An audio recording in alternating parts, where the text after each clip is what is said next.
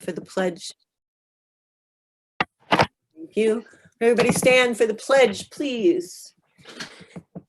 I pledge allegiance to the flag of the United States of America and to the republic for which it stands, one nation, under God, indivisible, with liberty and justice for all. Excellent, excellent. Thank you all for coming. And this is the first thing is item number 4, public comment. Is there any public that wishes to make a comment at the moment? Then I'm going to move on to number 5, which is an action item, personnel matters. Now, since it is an action item, I need a motion, please. Thank you, Linda, and thank you, Ken. Okay. So, oh dear, I'm sorry, I clicked the wrong thing. No, I didn't. Okay, great. Any comments or questions about this, folks? Everybody's good with it? In which case, I would like to ask for a vote. All those in favor, please, by a show of hands, so Jean can see us all. We are 7, right? We're 7 and we're all in favor. Thank you.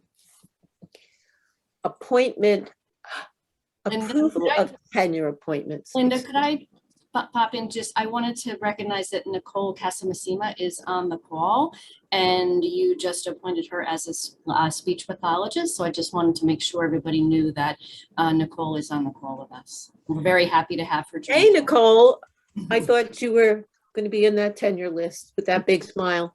Hi, how are you? Thank you so much. Nice to meet you. Nice to meet you. Welcome. Welcome, we look Nicole. forward to you working with us for many years. I hope. We hope. Good for you. Also, Linda, Yes. on the second page and lower right-hand corner of my screen is Dennis Barnett. Oh, right. I'm sorry, but I don't have the second page here. I'm No, on. well, on No, our he's on the screen. second screen. He's with us. Right. Oh, He's got it. being recommended for tenure tonight. right. Oh, congratulations. Dennis. Congratulations, Dennis. We're going to do that right now. Bob just rushed us along a little. Oh, I thought we had just done it. Didn't we just vote on 5? No, we only did voted on one personnel part. matters. That's That's gonna all. be separate. 5-1. Okay, my apologies. So, Dean's here, Bob. okay, Dennis, you're not Here, tenured let's- yet. Okay, thank you. Hang in 1 there, minute. Dennis. We're going to vote on you in a minute. Yep. Okay. So I need a motion for this wonderful tenure votes. Thank you, Sue, and thank you, Kathy. Thank you all very much. And once again, any questions? Good. All those in favor by a show of hands, please. Again, it is unanimous. And congratulations now. Thank Welcome, you. Dennis. Welcome. Thank you. It's been a great time working here. I enjoy every minute of it. So thank you, everybody. Good Oh, for you. I'm going to keep you. quoting you and have you say that over and over. Thank you, Dennis, and I wish you good luck. Linda, I would Thanks, just guys. like to Linda, I would just like to congratulate Dennis on his tenure. He's done a great job since he has joined us a few years ago, and he's really turned the program around. And he has, some of the highest numbers in career and tech. So he's done an excellent job for us, and I just wanted to say thank you and congratulations. Thank you. Wonderful. Just Thank you lovely. again, Dennis. Wonderful news. Good. Thanks, ladies and thing. gentlemen. We do get to smile every once in a while here. That's wonderful. Yes. Okay, I'm going to move to presentation of Scholastic Art Show information. And da-da-da-dum. We don't That's all I have that I can read. Susan's doing that? Yeah. Sue's ears. Sue. Hi, everybody. You're on. Jean, Hi. can I share my screen? Yes. It's your show now. Yes, your co-host, you can share your screen. Donna Okay. is as well. Okay, great. All right, so this is our virtual gallery that we set up this year. We did not hold a face-to-face, and I'm just going to play the tour. We did not hold a face-to-face ceremony for the students, as you know, because of COVID. So we did create this virtual gallery. You're taking the guided tour, but you can also take your own tour, click on the artwork and look at it even closer. And this is one of 9 galleries that was created for the Scholastic Arts Awards. And we had about 2,400 entries this year of art. We had 786 students participate, and that's across the 4-county region, which is Orange, Ulster, Sullivan, and Dutchess counties. And so we awarded 371 honorable mentions, which are not included in the galleries, but I wanted you guys to know that. 242 silver awards, 170 gold awards, and we each year award 5 American Vision winners. And the American Vision winners are chosen by the professional artists who adjudicate the show, and they are sent to a separate adjudication at the National Scholastic Awards. So it's quite an honor to have, essentially it's the 5 best in show that the professional artists have chosen. And that is actually the gallery we'll be looking at. We'll be getting to the American Vision. Magnificent. Oh, thanks. Thank you. Wasn't my work, but the students do an amazing job. Really? They are very talented, the students that enter the work. So for Sullivan County, we had 25 honorable mentions, 17 silver key winners and 13 gold winners. Wow. And we have, for the first time in my time here at BOCES, which this is going on my 9th year, is we have an American Vision winner from Sullivan County. So I'm really excited about that. And I will let you know when we get to his work. His name is Eddie Lundquist from Livingston Manor Central School. That's cool. Fascinating. Wow.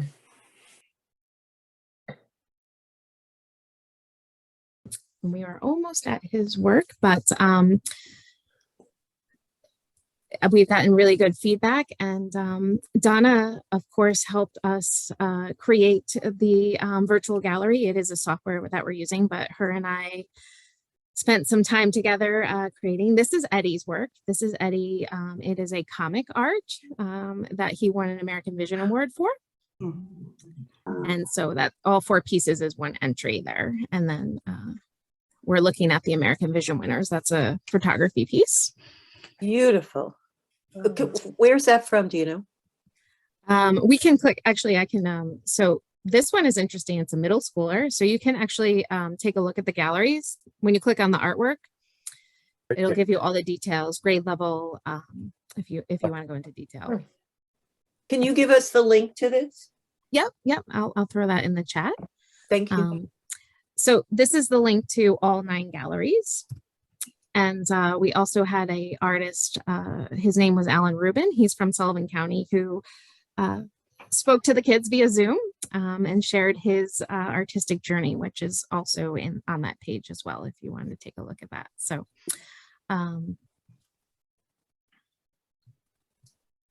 Jean, can you also please email that link to the board members? I sure can. Oh, you're talking to Jean. Sorry. Either one, that's fine. So that we just toured the whole gallery. There are a total of 9 galleries in the link that I shared with you all. And we just wanted to share the virtual experience with all of you because, and Donna has some stats to share with us as far as how many views we have so far. We've had a great response so far for our tours. If you ever want to refer it out also, if you missed the link, you can get it on our webpage as well. But we have had 4,900 views of the individual galleries. On average, there's about, for the majority of them, we've had at least 450 views per gallery. We've had a couple of views where we've had 1,400 views. Wow. So they're very popular, and it's a great way to actually see the artwork. I mean, it's kind of hard when you're looking at the screen like this because it's a little bit smaller. So you're not going to get the full gist of each piece of it. So I do recommend that you do go on our webpage and view the galleries. They're amazing. Susan, these are just marvelous. I mean, really, they just are terrific. Yeah, I mean, we have a really good turnout, and we have some, really talented kids in the 4 county regions. So it's always exciting for me every year to see what is entered, and the quality is always like, similar to what you're seeing. The quality is quite high. So proud of all the art teachers.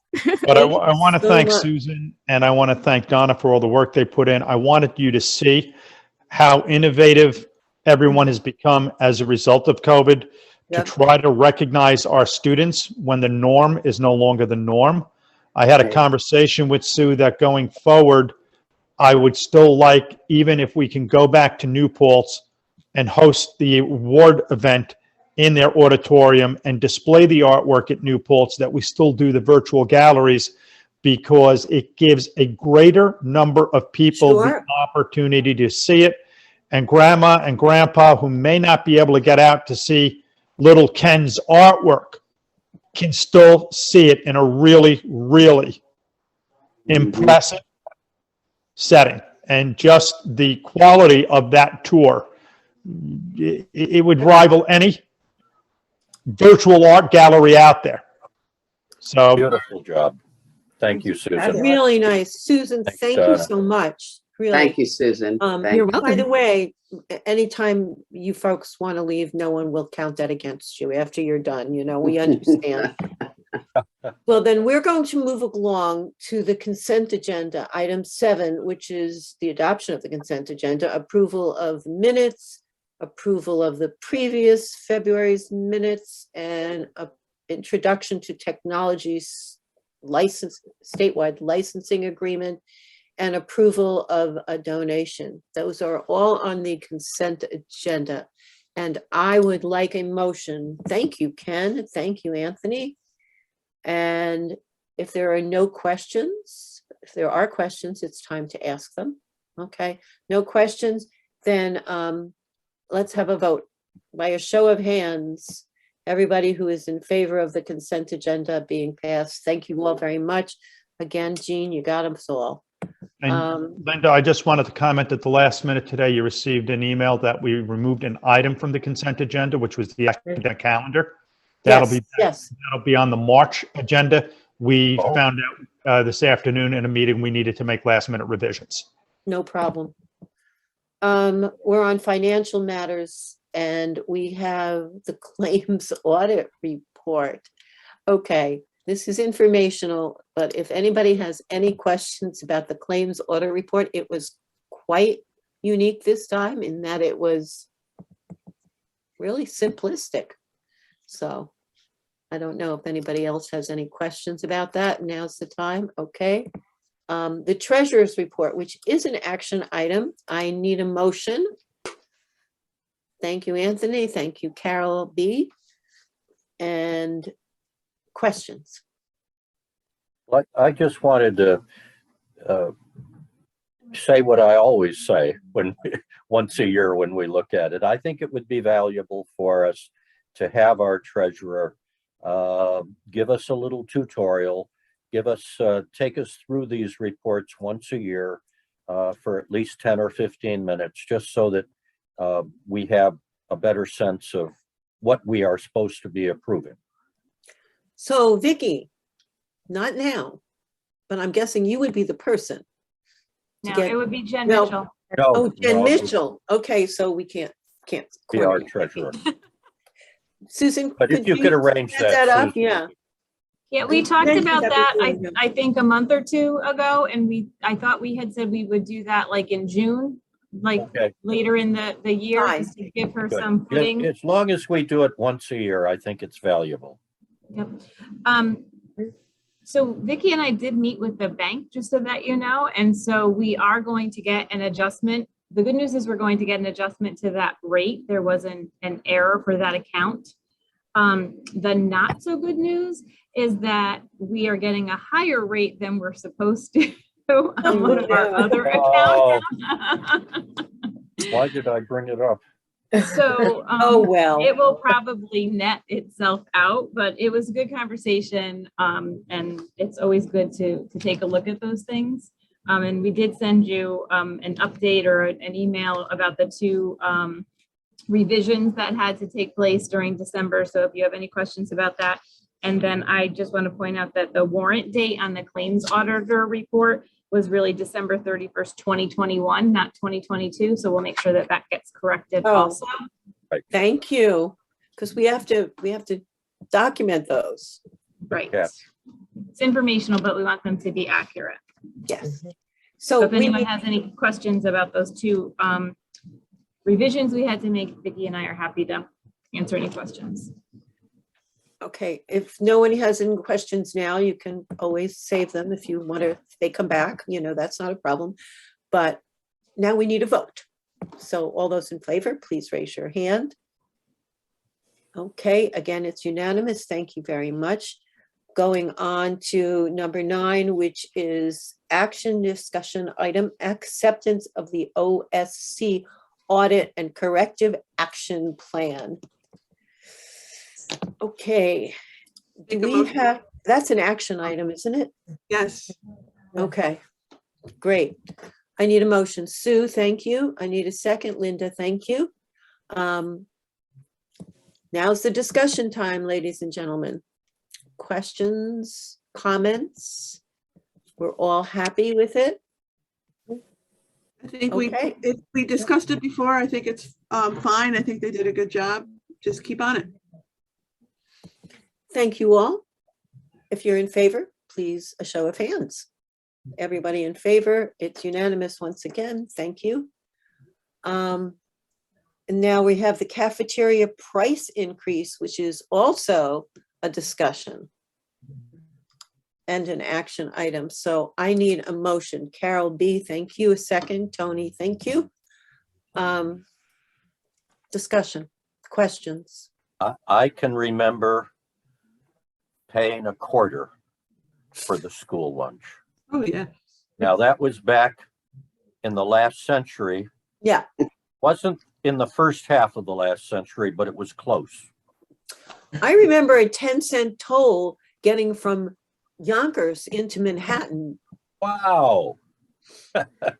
We're I old. think it's an amazingly cheap lunch, and I think we should be proud of ourselves that we You do still a keep fine the prices down. Okay, if there's no, are there any questions? Anthony, did I cut you off? I'm sorry. No. Oh, okay. Would you show of hands, would everybody who approves, please show your hand? So there are no issues because everybody voted. Now for the district superintendent's report. Got something else you want to tell us, Bob? So the only thing I want to update you all on is everything COVID. So last night I received a call from Assemblywoman Gunther. She was up in Albany, and I guess the call came in around 6:30, and some factions in the assembly attempted to put through an immediate repeal of the mask mandate. And she was calling to find out what the districts thought about it. This is after us meeting with Aileen on Friday and letting her know that whatever they were going to do, we know it's out of our control, but they need to do it in a systematic manner so that school districts can plan for it. Not just to wake up one morning and find out that masks are no longer required. So in the next 3 weeks, based on everything I've read and everyone I've spoke to, my prediction is that by March 7th, masks will no longer be required in schools. And if masks are no longer required in schools, or if masks become optional, and I think they might go that route, making it optional, but they're going to do what they've done all along, where the previous governor centralized authority and exerted almost dictatorial power throughout the pandemic. The new governor has been decentralizing and putting everything off on the local public health department and the local agencies. Our public health department has already told me that they have no intention of instituting a mask mandate. They're deferring to DOH. So if the mask mandate is lifted, it will be up to each individual school district, just like it's now up to each individual employer, to determine whether or not they want masks. So it's going to basically be untenable, because I can guarantee you that I know already 2 school districts that will drop their mask requirements immediately. And as a entity that takes students from 3 different counties, it's going to be impossible for us to enforce a set of rules contrary to what their home districts are doing. So if mask wearing goes the way of the dodo bird, contact tracing goes the way of the dodo bird, because now everyone has an equal chance of having this disease spread to them. So there is no sense in wasting the time and resources we've done for almost 2 years now in contact tracing. We're going to go from pandemic to endemic. And by that, I mean how we handled the flu in February 2020 before the pandemic hit. Ken's got a runny nose. Ken starts sneezing. Ken gets a fever. Ken gets sent home. That's what we're going to be back to. Now, if Ken has those symptoms, we fear he might have COVID. Donna, Anthony, Vicky, and Linda, who sit around Ken, all go home too. That's not going to happen anymore. If we're not going to do contact tracing, that negates the need for test to stay, which we just started. Because in order to do test to stay, you need to know who's in exposure. If you don't know who's in exposure, you don't do 2 tests to stay. And then the final thing is the testing of unvaccinated staff. If no one's wearing a mask, it's a waste of time and resources to test unvaccinated staff. So 3 weeks, I'd say, fly the outside. I think that's what you're going to see happen in New York State, because there's a headlong push to normalize things. And I think we're going to wind up, we're not going to report on it anymore. It's just not going to be a thing. All of the numbers that I keep in that spreadsheet, if any of you have access to it still, is that those numbers are absolutely erroneous, because we went from 25% down to 5% in 4.5 weeks. Does anybody know how we did that? We stopped reporting the data. When you stop reporting the data and you only have limited reporting of data, and you go to pushing home tests, which the onus for reporting is on the individual, the statistics are all skewed. I just do it because I have a chart. And I'll probably be looking for another data set to put in that chart when COVID's no longer a thing. I mean, I'm married to that chart. I've had it for 2 years now. It's very close and personal to me. I did it on vacation, lying on the beach in the Dominican Republic every day to make sure it was current and up to date. But all of this stuff is going to go by the way of the dodo bird. And I think it's going to happen very, very soon. And I think it's going to happen very, very quickly. I hope you'll be right. And I hope we will not get hit with another something. Oh, God. Yeah. It could I think we'll get hit with another variant. I just don't think we're going to react to that other variant the way we've reacted to this. Bob, can you just give us an idea, staff-wise, what is our percentage of vaccinated staff? That our percentage of vaccinated staff, Jen, is about 58%, 60%. It's been so long since I looked. I want to think it might be a little bit higher than that. Huh. We have had a lot of people who were not vaccinated get vaccinated to avoid the testing and stuff. But, you know, Jen's right. We've really not looked at the numbers. I was just curious more than anything. Yeah. Okay. Any other questions? So that's the only thing I had, Linda. Okay, great. So now we're on to us. I am going to go around my vision here, and in order, I'm going to start with you, Miss Carol Bliefernick. Any comments? This I is have no comments or questions. No. good. Ken? Linda? I'm good. Thank you. Kathy? Sue? Thank- Anthony? I'm fine. Excellent.